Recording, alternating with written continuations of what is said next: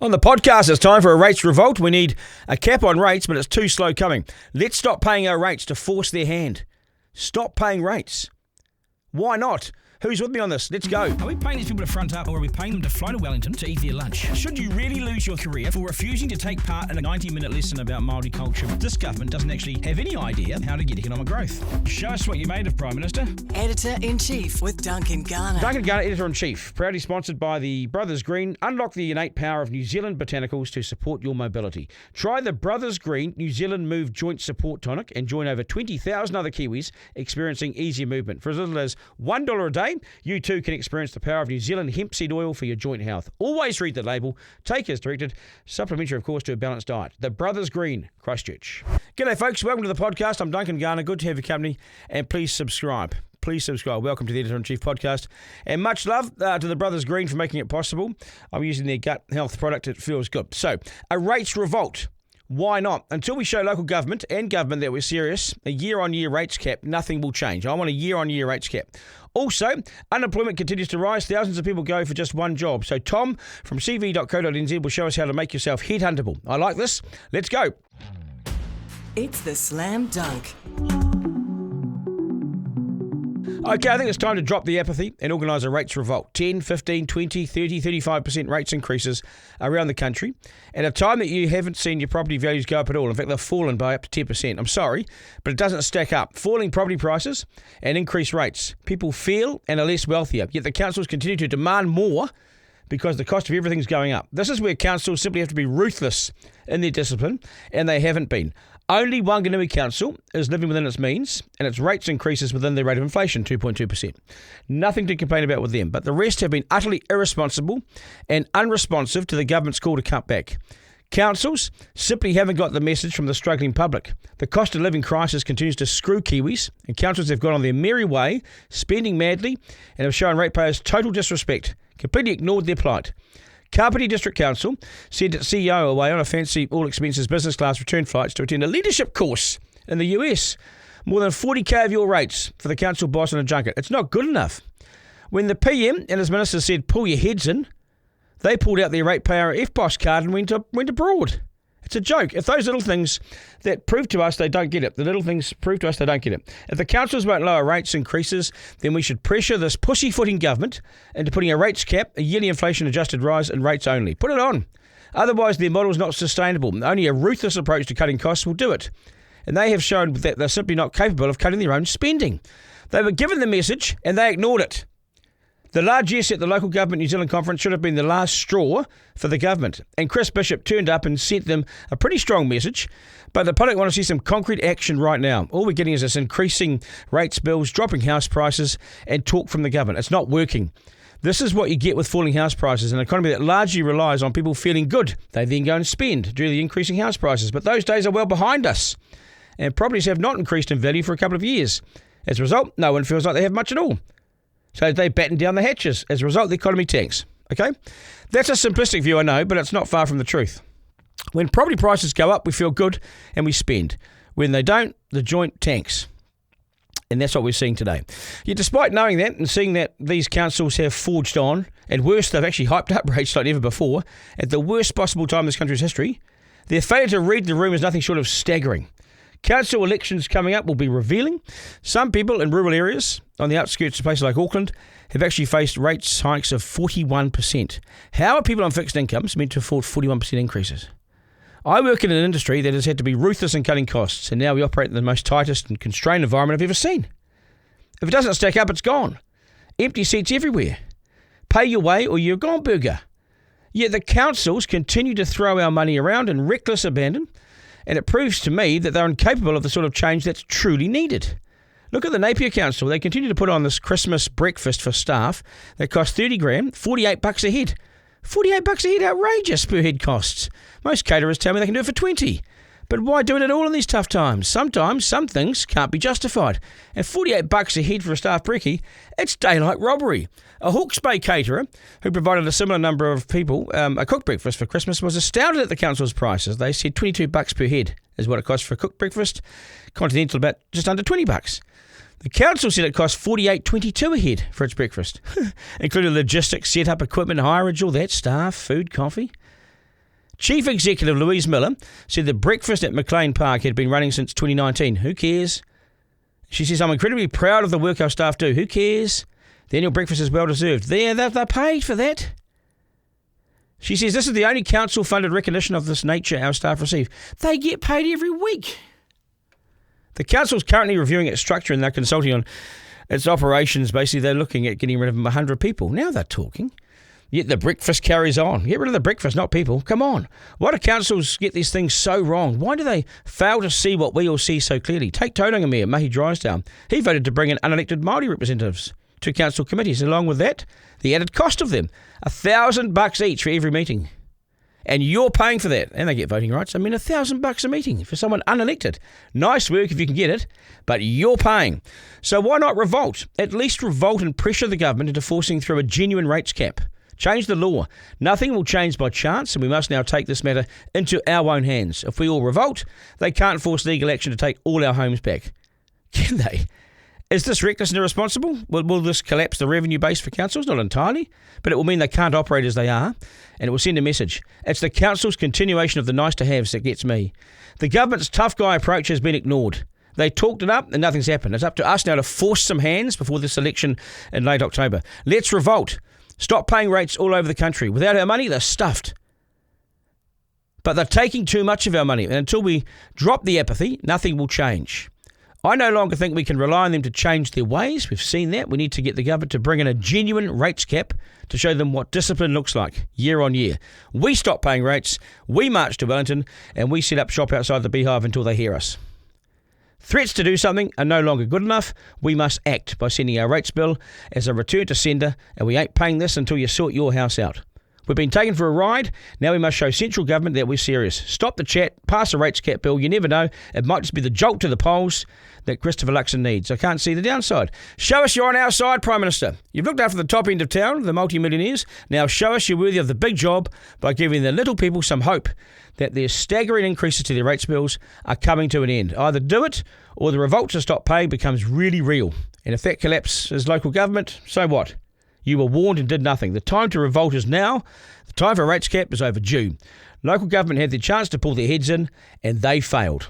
Editor-in-Chief with Duncan Garner. Okay, so the employment market is really tight. We all know that. Thousands of people going for just one job. So how do you make yourself headhuntable on a site like LinkedIn? Now, I see some people who appear outstanding. So what must we do to be relevant and to be seen? Tom O'Neill from cv.co.nz joins us now. Brother, g'day. G'day, mate. Great to be back.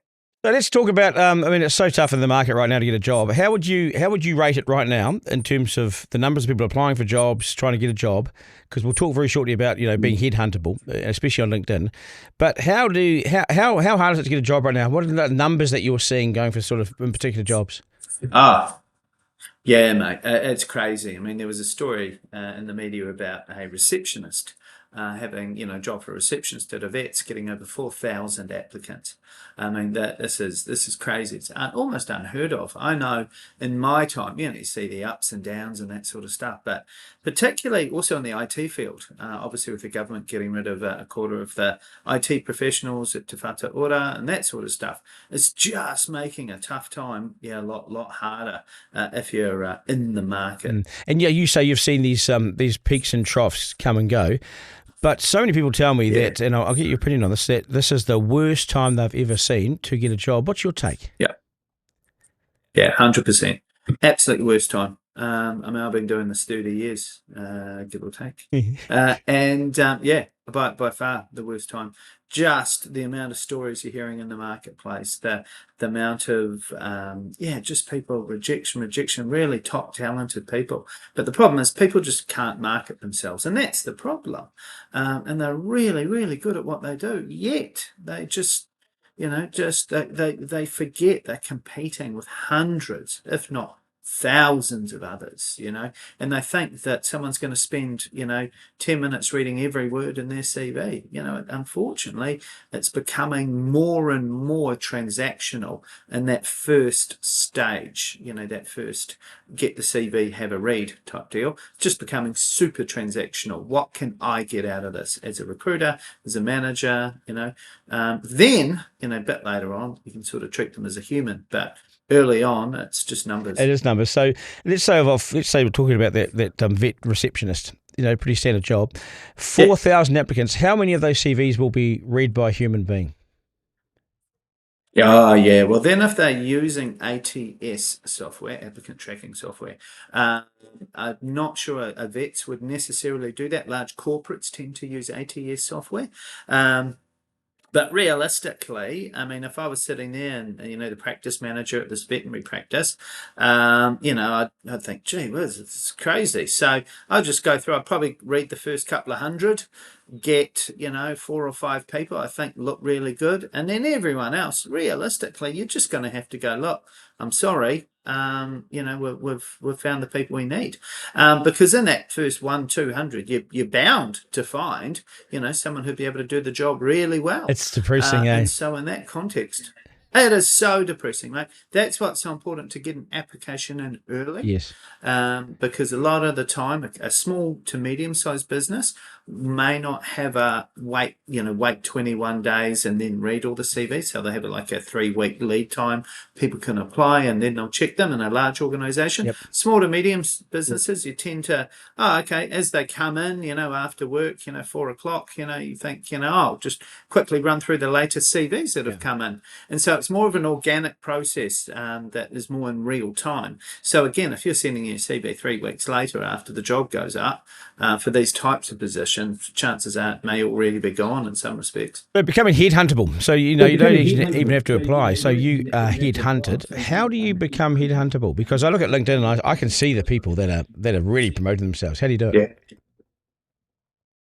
Well, at the end of the day, I always suggest you use LinkedIn to make yourself consumable for purchases. Yeah, that sounds terrible. It is, isn't it? I hate saying like that, but Christian, I just feel really terrible putting it like that. It's why they call it the human resource department. Simple as that. Word resources. So if we think about that, we've got to think about our website. If we were running a business, is our website professional? Does it look good? Is it up to date? Same sort of thing with LinkedIn. Is my LinkedIn profile, what's my photo like? Straight away, that's the first thing. Studies show recruiters will look at a photo up to a quarter of the time they're on your profile, which is just crazy. And so bearing that in mind, we're working with a client at the moment, and bless his heart, he's a senior executive, and his photo looks like he crawled out of a dumpster. It totally offsets anything else you're going to read. So firstly, really great professional photo, then really great content about your achievements, not your key responsibilities. Quite different, talking about the outcomes of what you actually have achieved, setting up systems, putting new processes in place, meeting, exceeding KPIs, that sort of stuff. So firstly, the profile has to be strong. And really sells you as a product. Again, it's your website. Secondly, from there, you want to go out and connect with key decision makers. So, like for example, let's say I'm in the sales sector, and there's someone, a potential buyer, potential employer. You rock out, go into their profile and click connect, but you don't just click connect, you click add a note. Now, the thing is, when you click connect, you just end up getting, g'day, hi Duncan, I'd like to include you in my LinkedIn network, Tom. A bit blunt, So something nice, click add a comment, and you can put, hi Duncan, it's Tom O'Neill here. I'm involved in the sales industry. Would like the opportunity to connect, please. Really interested in your business. Kind regards, Tom O'Neill. Yep. Boom. Much higher chance they're going to connect and now be part of that network. Then after that, you want to get out there and share your message. So now you've got a whole bunch of people in your network who are decision makers and who are purchasers of commodities like you. Now, therefore, then you go out there and make a noise. You go online, you go in the post. You can post your thinking, ideas, etc. in LinkedIn like you can in Facebook. So you'll rock in there and, post some ideas you've come up with or something industry related to help show your IP. Now, the problem with that sometimes is people can go, I disagree with that, I think you're wrong, blah, blah, blah, and then start a flame war. So that can sometimes sort of backfire a little.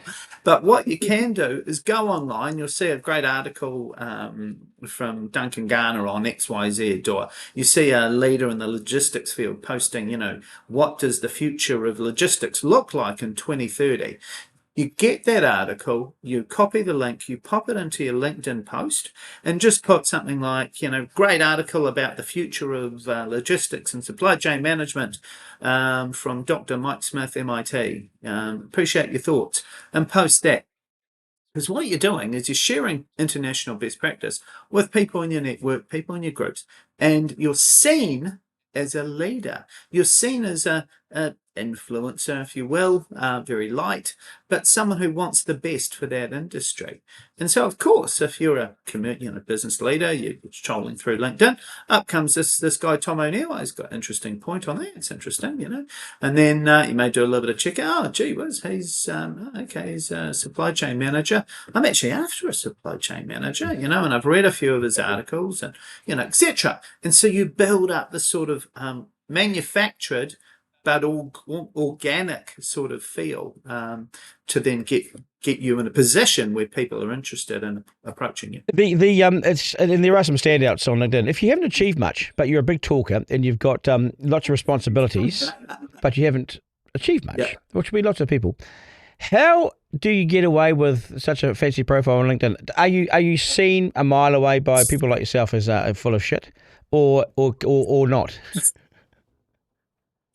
Yeah. To be honest, I think most people have good achievements. They just don't know they exist. They don't know what achievements actually are. And that's the heartbreak. It's hard for them to quantify their value because they forget that meeting, exceeding KPIs, that setting up these systems, working on these projects are actually great consumable bits of information. But if you're really struggling, you can just really try and max it out as much as possible by creating a professional LinkedIn. Okay, look, go into ChatGPT and get some really good responsibilities for your current role, rather than just sort of have 2 or 3 lines. Really, a LinkedIn allows up to 2,000 characters, including spaces, per job. And so it gives you enough time to actually give a lot of narrative around that.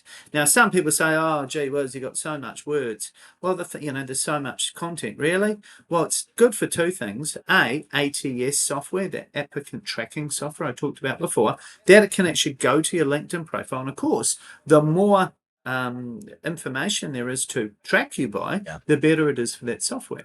But also, secondly, as a human, when I go on Duncan Garner's profile, everything's compressed.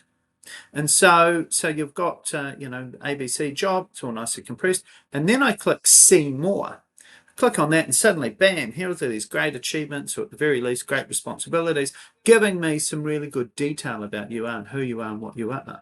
The problem is when, as a recruiter, you click on see more, if the person's just put 2 or 3 lines, you click see more and there's just like an extra 3 words, you're like, I think that's me. You're wanting to give them something that they can consume. And just really having some just very small bullet points not going to do that. Yeah, content is king, isn't it? Now, just finally, what are the chances of a human being seeing your CV or your LinkedIn? So your LinkedIn is the one, isn't it? That's the thing that's going to propel you. That's going to really progress you potentially. What's the chances of a human being seeing your CV otherwise? Yeah, so LinkedIn is great because you can load your CV into LinkedIn. So you go on LinkedIn, well, this guy looks really good, this person looks fantastic. Okay, cool. So I can now download their CV and have a look at it and get some more further detail, which is great. Outside of that, the CV is designed to be curated. So it's not for everybody, it's not for every person and their dog.